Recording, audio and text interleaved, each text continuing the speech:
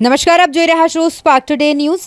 સિનોર તાલુકાના માલસર બ્રિજની બિલકુલ અડીને બ્રિજની દિવાલોની બાજુમાં ગાંડા બાવળ અને આંકડાના વૃક્ષો ઉગી નીકળ્યા છે, જેના કારણે રાહદારી અને વાહન ચાલકોએ રોષ વ્યક્ત કર્યો છે।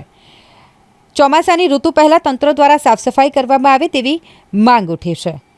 એક તરફ જાણે તંત્રએ માથેથી દાન ઉતારી હોય એવા દ્રશ્યો જોવા મળી રહ્યા છે, તો બીજી તરફ જે બ્રિજની દિવાલ હોય છે ત્યાં ગાંડા બાવળો અને આંકડા ઉગવાથી અગાઉ ચોમાસું આવતું હોય ત્યારે વહેલામાં વહેલી તકે જો સફાઈ નહીં કરવામાં આવે તો આ બ્રિજની દિવાલોને પણ ઘણું નુકસાન થઈ શકે તેમ છે।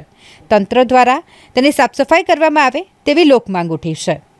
ગવર્મેન્ટે કરોડો રૂપિયાના ખર્ચે બ્રિજ બનાવ્યો છે અને પહેલી વખત ઇન્ટરવ્યૂ આપ્યું બધાએ તો આ ગાંડા બાવર રોડની ધારમો સાફ કર્યા, પણ જે દિવાલની અલેડી જે ગાંડા બાવર છે તે બિલકુલ સાફ કર્યા નહીં। આજે વરસાદનો ટાઈમ થઈ ગયો છે, હવે એને ખેડે નહીં, સાફ નહીં કરે તો આ દિવાલની મહી પહેરી જશે અને પછી વચ્ચે આવવા જવાનો તકલીફ રહેશે। તો તંત્રને જાણ થાય કે ભાઈ આ વહેલી તકે આ ચોમાસા પહેલા આ ગાંડા બાવર છે એ બધા ખેડી લેવડાવે તો તંત્રની બધાની માંગ છે કે ભાઈ સાફ સફાઈ થઈ જાય એમ।